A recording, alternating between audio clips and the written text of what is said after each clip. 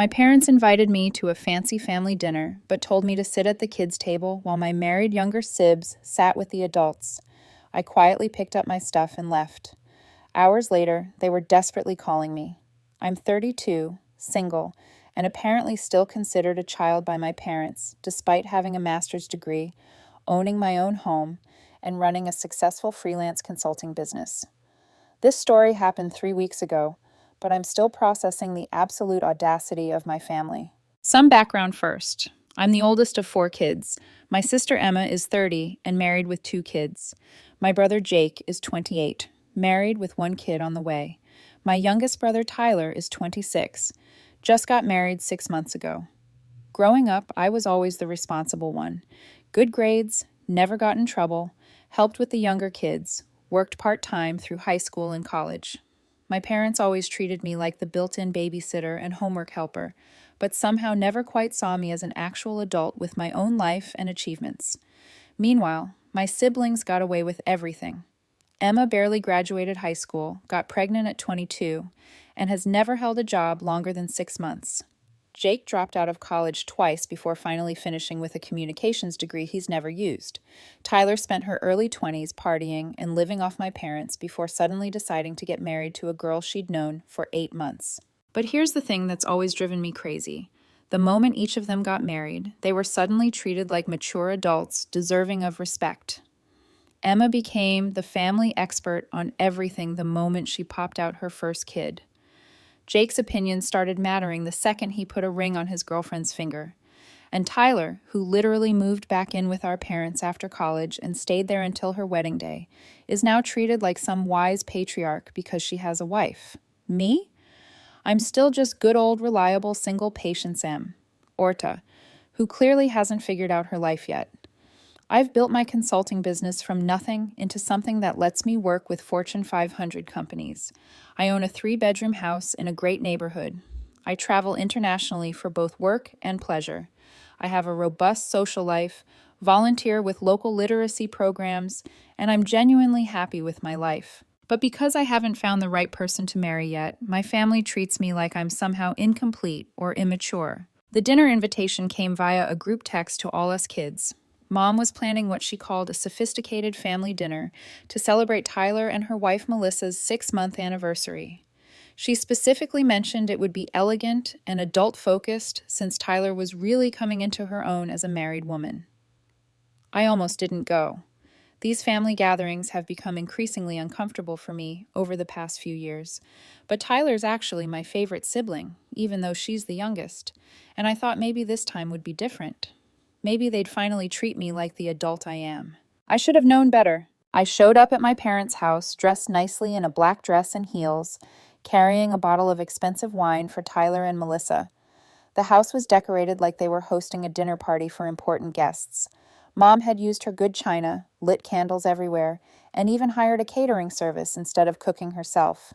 This was definitely the fanciest family dinner we'd ever had. Emma and her husband Brad were already there with their kids, 7-year-old Lily and 5-year-old Mason. Jake and his very pregnant wife, Chelsea, had arrived just before me. Tyler and Melissa were dressed like they were going to a country club. Everyone was mingling in the living room with cocktails. "Patience," Mom exclaimed when she saw me. "Oh, good. You're here. Can you help me with something in the kitchen?" I followed her to the kitchen where she was fussing with appetizer platters. "This looks amazing, Mom. You really went all out." "Well, Tyler deserves it. She's really become such a mature young woman. Marriage has been so good for her." She paused, giving me one of those looks. "You know, honey, Melissa has a brother who's single, very successful lawyer. Maybe we could arrange—" "Mom, please, not tonight." I'd heard variations of this conversation 100 times. My successful single life apparently reflects poorly on her as a mother. "I'm just saying you're not getting any younger. Emma was already married with 1 baby by your age. Don't you want what she has?" I looked through the doorway at Emma, who was letting her kids run wild through the living room while she ignored them and complained to Chelsea about how tired she was. Her husband, Brad, was already on his 3rd beer, and it wasn't even 6 p.m. yet. "I'm happy with my life, Mom. Can we please just enjoy tonight?" She sighed dramatically. "Well, I suppose—" "Oh, I need to tell you about the seating arrangement. I've put a lot of thought into this to make it special." Something in her tone made my stomach drop. Okay. Well, since this is such a sophisticated dinner, I've arranged the seating to be appropriate. The adults will sit at the main dining room table, and you'll be at the little table in the breakfast nook with Lily and Mason. I stared at her. I'm sorry, what? It's perfect. Really. You're so good with children, and this way, the married couples can have adult conversation without the kids interrupting. I've already set your place. My face went hot. Mom, I'm 32 years old. Oh, don't be dramatic. It's just seating. Besides, someone needs to watch the children so the adults can enjoy their dinner. The adults? I felt like I'd been slapped. My younger siblings, who I'd helped raise, who had come to me for advice throughout their teens and early 20s, were adults while I was relegated to the kids' table like a teenage cousin. Where exactly are you planning to seat everyone else? I asked, trying to keep my voice steady. Well, your father and I will sit at the heads of the table, of course. Tyler and Melissa will sit on one side, Emma and Brad on the other, and Jake and Chelsea across from them. It'll be perfect for adult conversation about marriages and careers and future plans. I had a master's degree in business administration and ran my own company. I'd been financially independent since I was 24. I owned property and paid taxes and voted and had a 401k, but I wasn't married, so I got demoted to children's table supervisor. And what if I don't want to sit with the kids? I asked quietly. Mom looked confused, like the thought hadn't even occurred to her. But who will watch them? Emma and Brad deserve to enjoy their dinner without worrying about the children. And besides, you're not married, so it's not like you have much to contribute to the conversation anyway. That last sentence hit me like a physical blow. Not much to contribute. Because I hadn't found a spouse, my education, career success, life experiences, and opinions were somehow worthless. I nodded slowly. I see. And this was your plan all along? Well, yes, I thought it was quite clever, actually. This way, everyone gets what they need. Everyone except me, apparently. I walked back into the living room where my siblings were all chatting and laughing with their spouses. The kids were now jumping on the furniture while Emma scrolled through her phone, completely ignoring them. Tyler was telling some story about her new job that had everyone's attention. I looked at the dining room where Mom had indeed set a beautiful table for 8 adults. Then I looked toward the breakfast nook where 3 place settings sat at the small round table normally used for quick casual meals. A children's placemat with cartoon animals sat next to my regular plate. The symbolism was hard to miss. I walked back into the living room and quietly approached Tyler. Hey, can I talk to you for a second? Sure, what's up? I pulled her aside. Did you know about the seating arrangement Mom planned? She looked confused. What do you mean? She wants me to sit at the kids' table with Lily and Mason while all of you sit at the adult table. Tyler's face went through several expressions before settling on uncomfortable. Oh, I didn't know the specifics, but she did mention something about you helping with the kids during dinner. And you were okay with that? She shifted uncomfortably. I mean, you are really good with them, and it's just one dinner. Just one dinner. Like this wasn't part of a pattern that had been building for years. Tyler, I'm 4 years older than you. I know, but... She trailed off, clearly not wanting to say what we both knew she was thinking. I wasn't married, so I didn't count as a real adult in the family hierarchy. I nodded. Right. Well, congratulations on your 6-month anniversary. I hope you have a wonderful dinner. I walked back to the kitchen where Mom was putting finishing touches on the appetizers. Mom, I need to head out. She looked up, startled. What? But dinner's about to be served. I told you you're sitting with the children. Yes, you did tell me that, which is exactly why I'm leaving. Patience, don't be ridiculous. Someone needs to supervise them. Then I suggest one of their parents do it. You know, the people who are actually responsible for them. Her face hardened. You're being very selfish right now. This dinner is important for Tyler and Melissa. You're right. It is important, which is why you should probably focus on actually including your family, instead of treating one of your children like hired help. I walked back through the living room where everyone was still chatting. No one seemed to notice I was leaving. I grabbed my purse and the bottle of wine I'd brought. Patience, Tyler called out as I reached the front door. Where are you going? Home. Enjoy your sophisticated adult dinner. Wait, but you haven't eaten yet. I turned back to face the room. Everyone was now looking at me. I wasn't invited to eat with the family. I was invited to be the unpaid babysitter, so I'm declining. Emma finally looked up from her phone. What's she talking about? Mom wanted me to sit at the kids' table while you all had your adult dinner, I said calmly. The room went quiet. Jake shifted uncomfortably. Brad took another drink. Chelsea looked confused. That's kind of messed up, Tyler said quietly. Is it? I asked. Because none of you seemed to have a problem with it when I mentioned it to Tyler 5 minutes ago. Mom came bustling out of the kitchen. Patience, stop making a scene. It's just seating arrangements. It's not just seating arrangements, Mom. It's how you see me, how this entire family sees me. It's not just seating arrangements, Mom. It's how you see me, how this entire family sees me. I looked around the room. I have a master's degree. I own my own business. I own my own home. I pay my own bills. I've been completely independent for almost a decade, but because I don't have a husband, I'm somehow still a child who gets relegated to supervising other people's kids while the real adults have dinner. Now you're being dramatic, Mom said, but her voice lacked conviction. Am I? Emma dropped out of college and has never held a steady job, but she gets treated like an adult because she's married. Jake bounced between majors and jobs for years, but he's worthy of adult conversation because he has a wife. Tyler lived with you until he was 26, but suddenly he's mature enough to sit at the big kid table because he got married. What exactly have any of them accomplished that I haven't besides finding someone willing to marry them? The silence was deafening. That's not fair, Emma said weakly. Isn't it? When's the last time anyone in this family asked about my career, my travels, my goals? When's the last time anyone treated my opinions as valid? But I'm supposed to be grateful for the opportunity to watch your kids while you all discuss your marriages and your futures, because apparently I don't have one worth discussing. Lily chose that moment to run over and tug on my dress. Aunt Patience, are you coming to eat with us? I knelt down to her eye level. Not tonight, sweetie, but you be good for your mom and dad, okay? But who's going to sit with us? Mason asked, appearing beside his sister. Your parents will take care of you. That's their job. I stood back up and faced my family one more time. I'm going home. When you decide you'd like to treat me like the adult I am, feel free to call me. I walked out the door and drove home, hands shaking with anger and hurt. I'd been dealing with this dynamic for years, but having it made so explicit, so deliberately insulting, was more than I could take. I got home, changed into comfortable clothes, ordered Thai food, and opened a bottle of wine. I turned off my phone and watched Netflix on my couch in my house, surrounded by my things in my life that I'd built entirely by myself. Around 9 p.m., I turned my phone back on to find 17 missed calls and 43 text messages. The first call had come from Tyler about 30 minutes after I left, then Emma, then Jake, then Mom, then Dad, then Tyler again. The pattern repeated for hours. The text messages were a journey. Tyler, 6:47 p.m. Hey, can we talk? Dinner was really awkward after you left. Emma, 7:03 p.m. Okay, I talked to Mom about what happened, and I think there might have been a misunderstanding. Jake, 7:15 p.m. Dude, Mom is freaking out. She says you ruined Tyler's dinner. What happened? Mom, 7:22 p.m.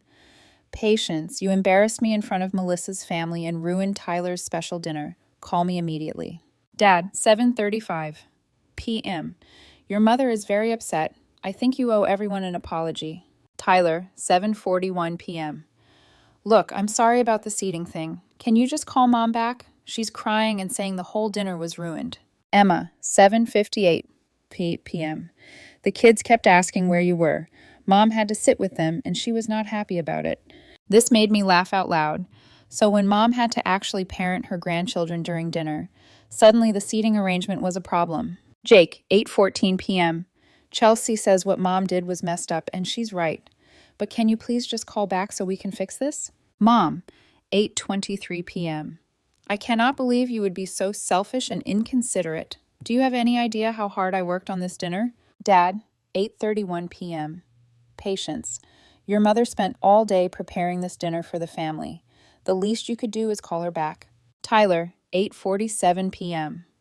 Melissa feels really bad about this. She says if she had known Mom was planning to make you sit with the kids, she would have said something. Please call me back. Emma, 8:52 p.m.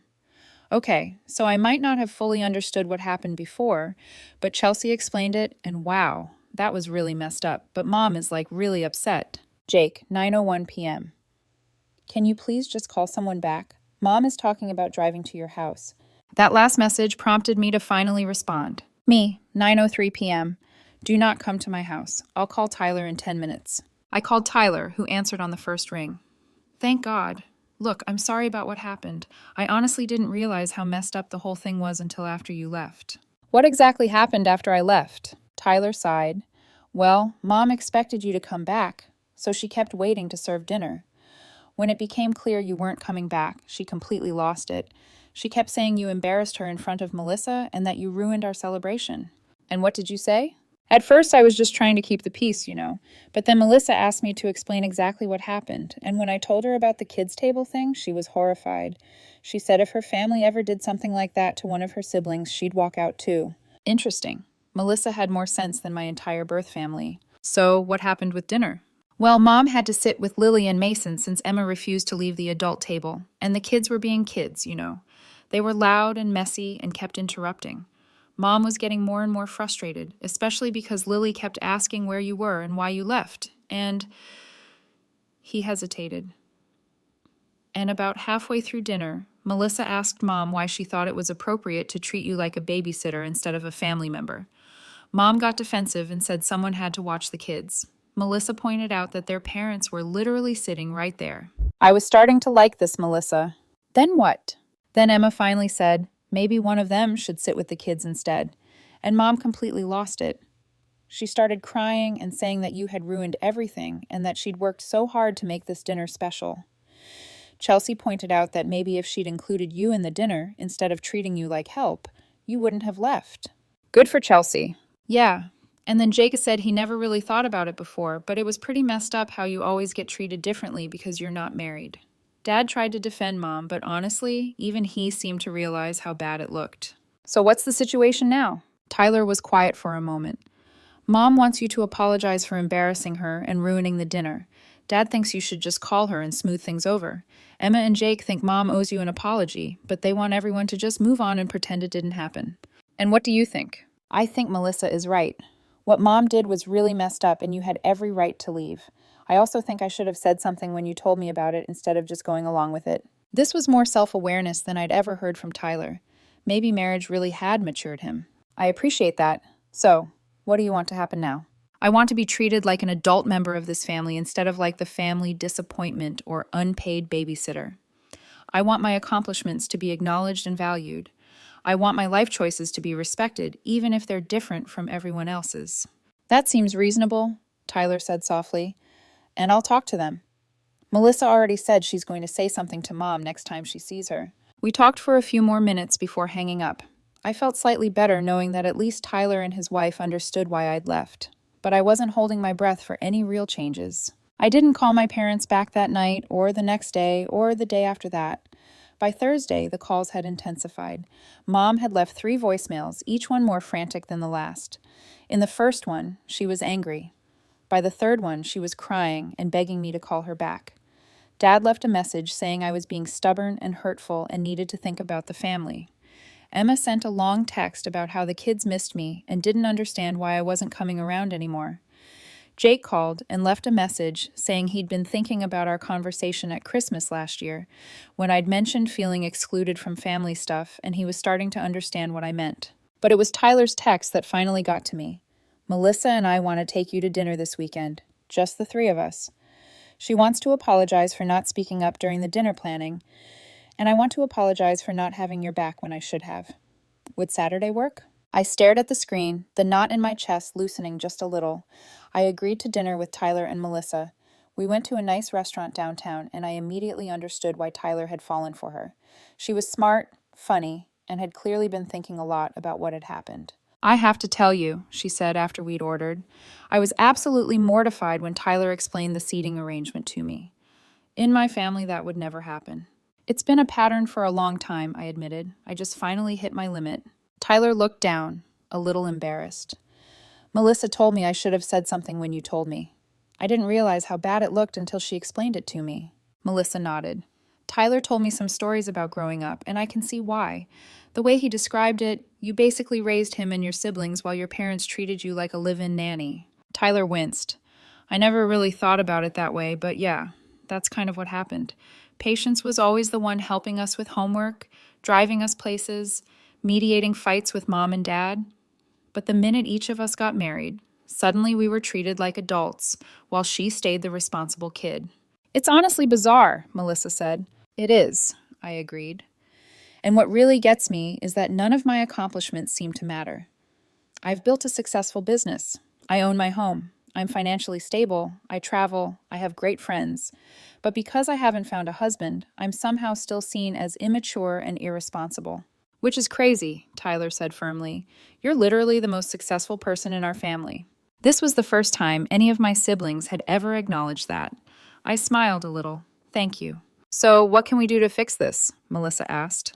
I honestly don't know if it can be fixed, I said. This isn't just about one dinner. It's about years of being treated like I'm less than because my life looks different from what my parents expected. Tyler was quiet for a long time before saying, I've been thinking about this a lot since Saturday night. I think Mom has this idea in her head about what success looks like for women, and since you don't fit that model, she doesn't know how to categorize you. So she categorizes me as a failure, I said. Yeah, basically, Tyler admitted. And I think she's doubled down on it because admitting she's wrong would mean admitting she's treated you unfairly for years. Which she has, Melissa said, nodding. Which she definitely has. Melissa reached across the table and squeezed my hand. For what it's worth, Tyler talks about you all the time. How proud he is of what you've accomplished. How much you helped him when he was younger. How much you've taught him about work and life. You've had a huge positive impact on his life. I felt tears prick my eyes. Thank you. That means a lot. I want you to know that going forward, Tyler said, Melissa and I are going to make sure you're treated fairly at family stuff. No more kids' tables, no more being voluntold to babysit, no more dismissive comments about your life choices. I appreciate that, I said, but I don't need you to protect me. I need the family to actually change how they see me. Then that's what we'll work on. We had a good dinner, and I felt hopeful for the first time in days. Tyler seemed to genuinely understand the problem, and Melissa was a good influence on him, but I still didn't call my parents. Friday morning, I got a call from an unknown local number. I almost didn't answer, but something made me pick up. Hello? Patience, this is Melissa's mom, Carol. I hope you don't mind that Tyler gave me your number. I was confused. No, that's fine. Is everything okay? Well, I'll be honest with you, she said kindly. Melissa told me what happened at your family dinner last weekend, and I'm calling to invite you to our family dinner this Sunday. Melissa thought you might like to see how a family dinner should go. I was touched, but also hesitant. That's very kind of you, but I don't want to impose. You wouldn't be imposing. We'd love to have you, and I think you might enjoy it. We actually treat all of our adult children like adults, regardless of their marital status. The gentle shade in that comment made me laugh. I'd love to come. Wonderful. Tyler has our address. Come around 5 and don't bring anything but yourself. Sunday dinner with Melissa's family was a revelation. They had 4 kids ranging in age from 26 to 34. 2 were married, 2 weren't, but all 4 were treated with equal respect and affection. Carol and her husband asked about everyone's careers, hobbies, travels, and goals. The conversation was lively and inclusive.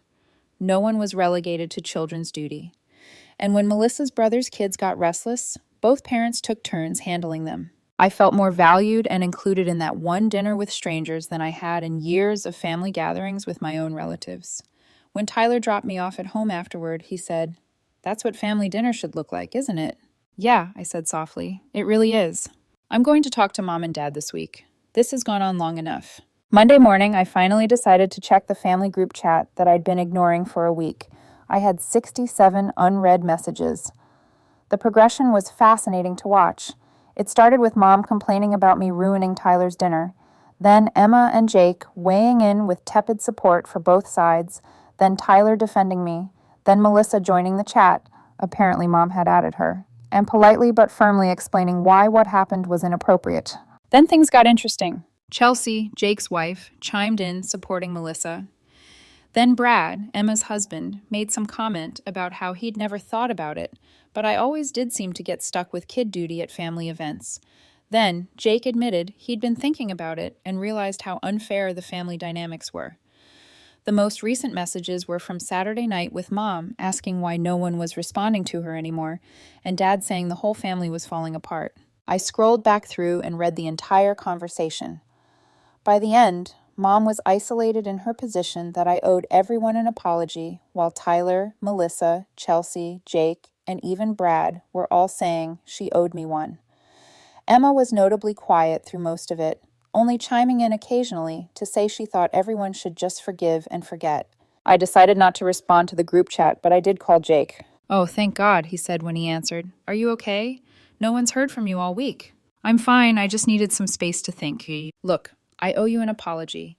Chelsea made me go back and think about every family gathering for the past few years. And she's right.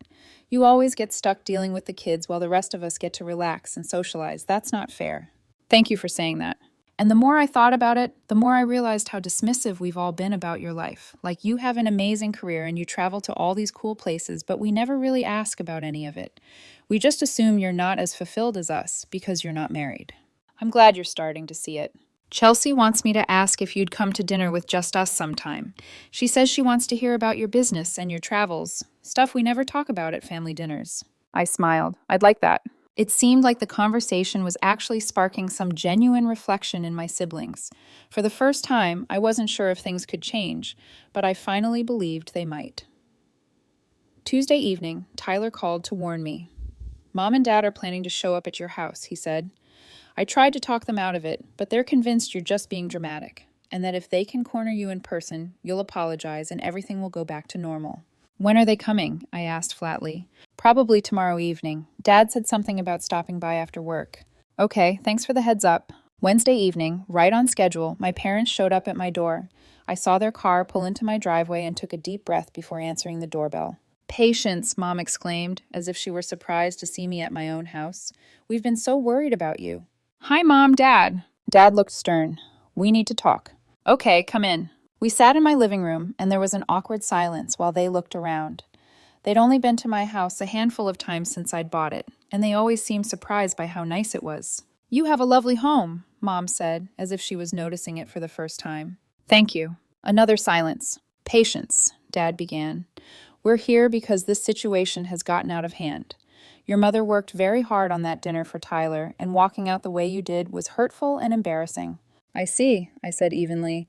And what part of the evening do you think I should have handled differently? Mom jumped in immediately. You should have just sat where I asked you to sit and helped with the children. It was one dinner. You completely overreacted. So you still think it was appropriate, I said slowly, to seat me at the kids' table while my younger siblings sat with the adults? It was just practical, Mom insisted. Someone needed to watch Lily and Mason. Why didn't Emma and Brad watch their own children? Because they deserved to enjoy their dinner without having to worry about the kids. And I didn't deserve to enjoy my dinner. Mom looked frustrated. It's different. They're married. They have responsibilities and stress at home. You don't have those same obligations. There it was again. Because I wasn't married, my time, comfort, and dignity were less important than my married siblings. Mom, I said quietly, I want you to think carefully about what you just said. You think Emma and Brad deserve to enjoy their dinner without having to parent their children, but I didn't deserve to enjoy my dinner at all. Instead, I should have been grateful for the opportunity to provide free childcare while the adults had real conversations. You're twisting my words, she snapped. Am I? Because that's exactly what you arranged.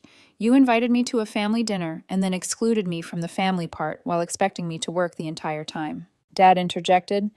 Patience, you're being dramatic. It was just one evening, and you've turned it into this huge thing. It's not just one evening, Dad, I said, my voice calm but firm. It's a pattern. When's the last time either of you asked about my work, my travels, my goals? When's the last time you treated my opinions as valid? They both looked uncomfortable. When's the last time you were proud of me for something other than how well I handled watching other people's children? Silence. I can tell you when, I continued. It was when I graduated college, 11 years ago. Since then, every family conversation has been about Emma's kids, Jake's marriage, Tyler's latest adventure, and what I'm doing wrong by not being married yet. That's not true, Mom said weakly. Isn't it? Last Christmas, I mentioned that I'd been invited to speak at a conference in London. Do you remember what you said? More silence. You said, that's nice, dear, and then immediately changed the subject to ask Emma about potty training. I had been invited to speak to 500 business executives about strategy consulting, and you dismissed it in favor of discussing toddler bathroom habits. Mom's face was turning red. I didn't mean to dismiss you. But you did, I said, cutting her off. Just like you've dismissed me over and over again. And then when I finally stood up for myself, your response was to demand that I apologize for being hurt. Dad shifted uncomfortably. Look, maybe we haven't been as attentive as we should have been, but you embarrassed your mother in front of Tyler's new wife. That wasn't okay. You're right, Dad, it wasn't okay. What wasn't okay was Mom planning a seating arrangement that would humiliate me in front of Tyler's new wife. What wasn't okay was treating me like hired help instead of like your daughter. What wasn't okay was dismissing my feelings when I tried to express them. Mom's eyes filled with tears. So what do you want from us? She asked, her voice cracking. I want you to see me as an adult, I said simply. I want my accomplishments to be acknowledged. I want my life choices to be respected. I want to be included in family conversations instead of being assigned babysitting duty. And if we do that, Mom asked quietly, will you forgive us for the dinner? Mom, this isn't about one dinner. This is about years of being treated as less than.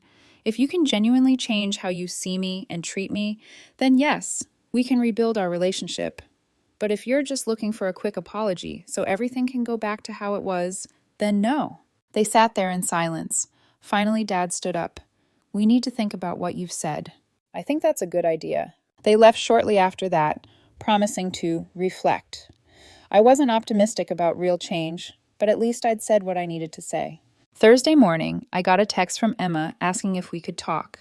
I called her back during my lunch break. I've been thinking about what happened, she said without preamble, and I think I owe you an apology. I blinked. Oh?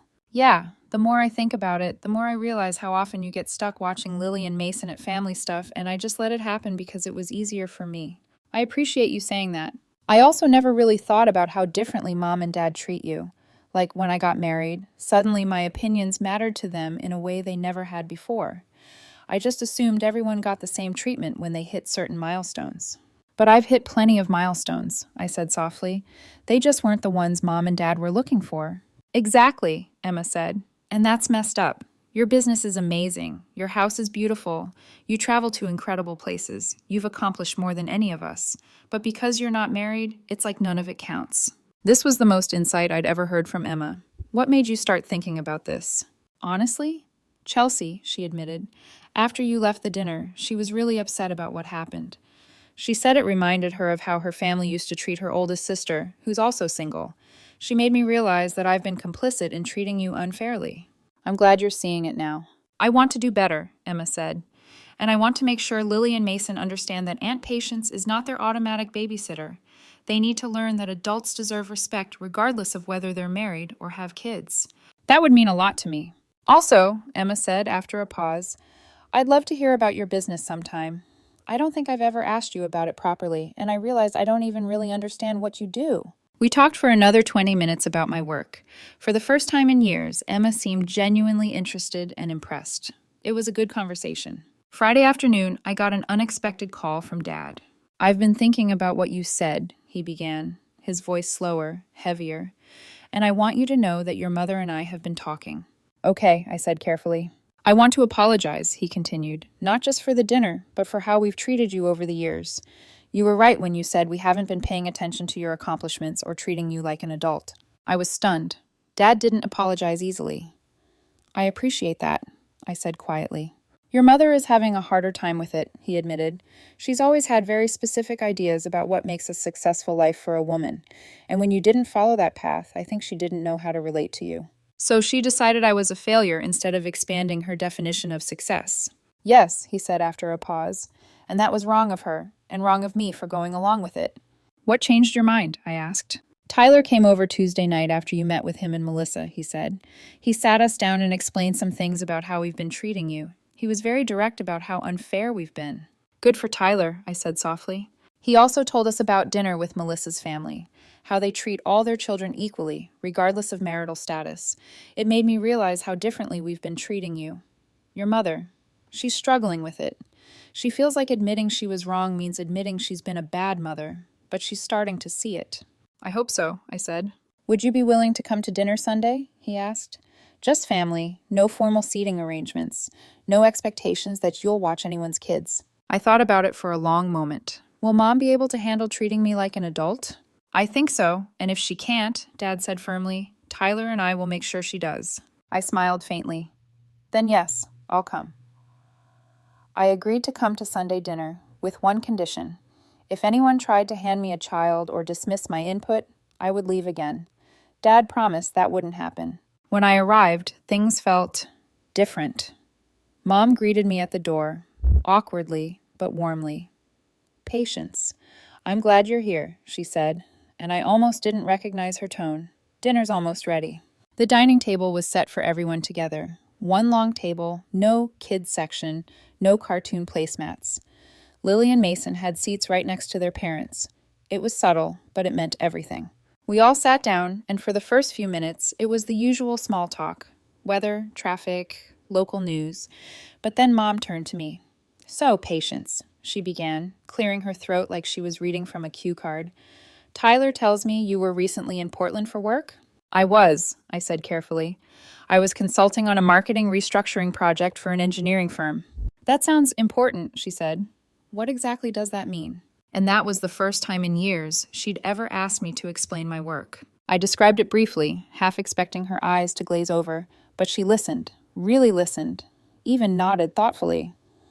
"That's very impressive," she said finally. "You always were good at organization." It wasn't a perfect compliment, but it was progress. Emma kept her kids at the table with her and Brad. Jake made a point of asking about my recent trip to London, the same conference they'd all ignored last year. Tyler and Melissa helped steer conversations toward topics that included everyone. It was the most balanced family dinner we'd ever had. The biggest moment came when Mom brought up Tyler and Melissa's plans to buy a house. In the past, this would have led to a long speech about how exciting it is to finally build a real home together, with plenty of pointed glances in my direction. But this time, Dad spoke first. "Patience can probably give you some good advice about the buying process," he said. "She's been through it already." I froze for a second, unsure if I'd heard him right. Mom looked like she wanted to interrupt but didn't. Instead, she nodded. "That's a good idea," she said quietly. It was a small acknowledgement, but to me, it felt seismic. We talked for another hour, about travel, work, even books. When Lily started getting fussy, Emma stood up without anyone prompting her. "I'll take her," she said quickly, almost too quickly, then gave me a sheepish look. "Habit." I smiled. "It's okay." After dinner, we all moved to the living room for dessert. There were no jabs, no passive-aggressive comments about my single life, just laughter, small talk, and, for the first time in a long time, peace. When I stood to leave, Mom followed me to the door. For a moment, she just looked at me, like she was searching for the right words. "I know I can't undo how things have been," she said finally, "but I want to do better. I didn't realize how much I hurt you until Tyler told me everything." "I appreciate that," I said gently. "It'll take time, but I believe you can." She nodded, eyes glossy. "Thank you for coming tonight." "Thank you for inviting me as family," I said. When I got home, I sat on my couch, staring at the quiet around me. My house wasn't just a symbol of independence anymore. It was a reminder that I'd built a life I was proud of, on my own terms. That night, my phone buzzed with a message from Tyler. "Mom said she feels like she saw you for the first time tonight. I think things are changing." I smiled. Maybe they were. Things aren't perfect now. Probably never will be. But the balance has shifted. My family is learning that being single doesn't make me unfinished. That my life isn't waiting to start. It's already happening, fully and beautifully. And for the first time in years, I didn't drive home from a family dinner feeling small. I drove home feeling seen,